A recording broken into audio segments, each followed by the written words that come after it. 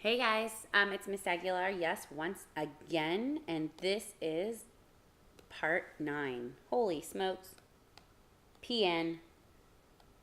And the reason why I'm just looking at what we left off on is because the next question, and I'm going to use this picture to kind of describe the next question.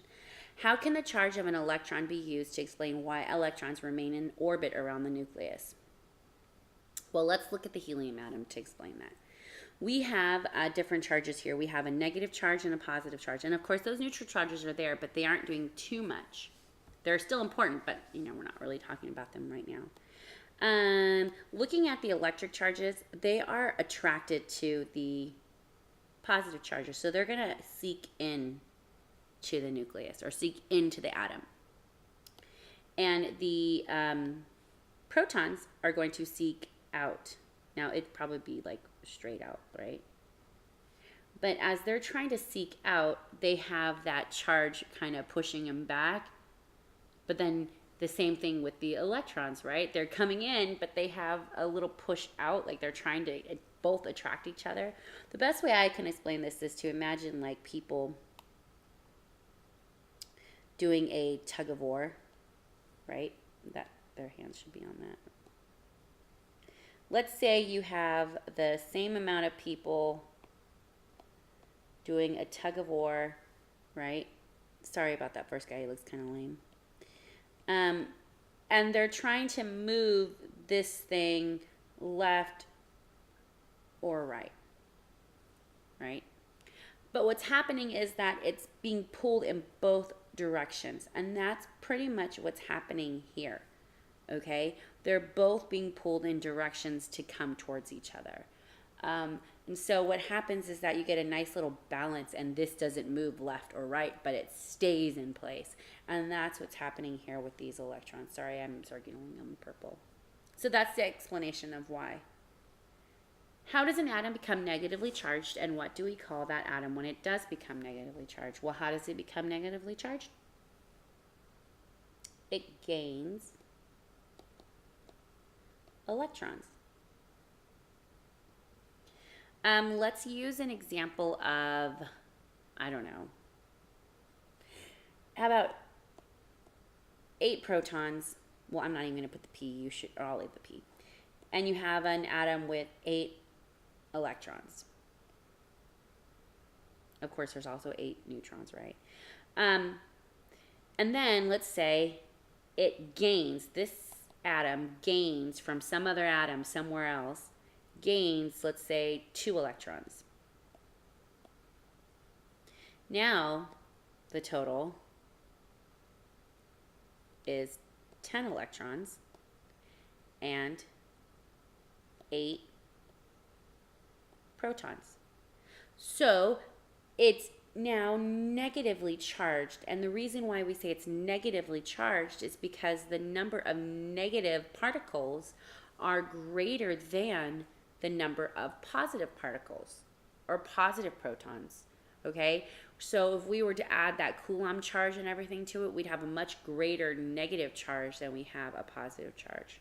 So that is why we call this a negatively charged particle. And what do we call it? Well, we call it a charged particle. Charged, we call it an ion. Actually, we can call it an anion.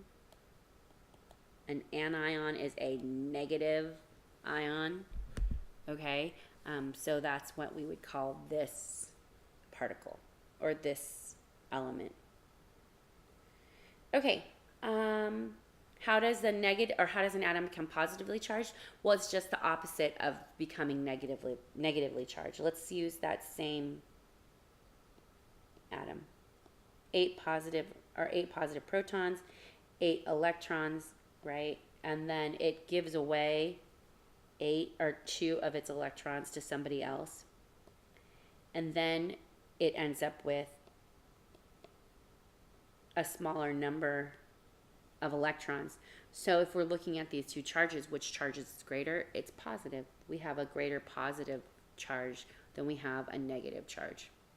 Or I'm sorry, we have a greater number of positive particles, positive protons, than we have a number of negative particles or negative electrons. So our net charge overall, right, is a positive of 8 or positive of 2. So we have a positive charge.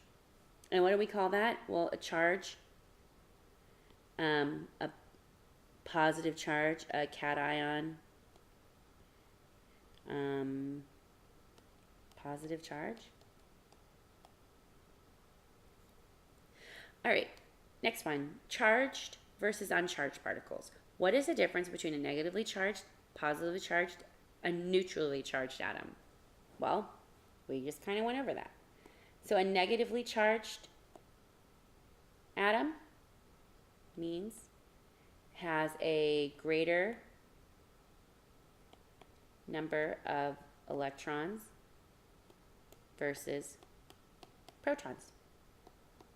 Positively charged means that it has a greater number of protons versus electrons. And that's just because for both of these situations that one has gained and this one has lost. How about for a neutral charge? Neutrally charged. That means we have an equal number of protons versus electrons. I can see all these problems, from 20, do we start at 20? From 21 to 24 so far as being multiple choice problems, or not multiple choice, but true and false problems. So just keep that in mind. Oh, wow, this is tiny little writing. Why'd I do that? Hey, let's see. Sorry, you guys. Why'd I do that? Here we go. What characteristic determines, I'm trying to make this part. What characteristic determines what makes a material a good electric conductor or a good electric insulator? Oh, this one's easy. So what characteristic? It's just how well or poorly electrons flow through the atom or atoms. So, a material is made up of a whole bunch of atoms, okay? So each of those atoms typically all those atoms or all those elements are typically all the same. So if you're talking about rubber or glass or steel or whatever, they're all the same types of elements. Atoms, remember, elements and atoms are the same thing. So that determines how well the electrons will flow through or how poorly they'll flow through. And not that, it's kind of late to really know this, but when you have an atom, and let's just say this is the nucleus, and then let's say these are all its electron shells. Let's say it has to have, 4 shells, and each shell is filled to its maximum, and then the last one has only 4. Now, the last outermost shell at this point would house 8. So it has 4 available spots to either leave or to gain.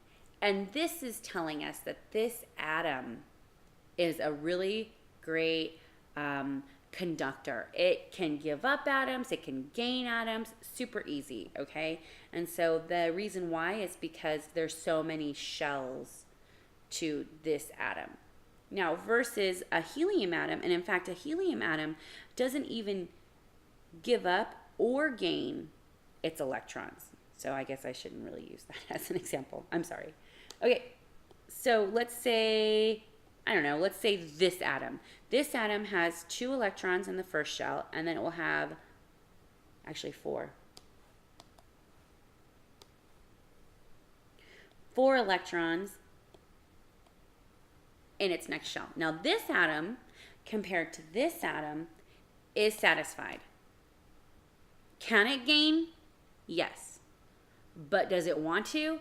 Not really. And it doesn't want to give up any electrons. So this means the electrons don't flow so easily through this atom. So this one is a very good insulator. All right? I hope that wasn't too much information for you guys. If it was, you know, it's not something I'm really going to test you on, but it's just an explanation as to why one makes an insulator and why makes a conductor. I'm going to stop here because this is a lot of definitions we have to define, and I won't be able to do it within the 15-minute time limit because that's how long you can make each of your YouTube videos.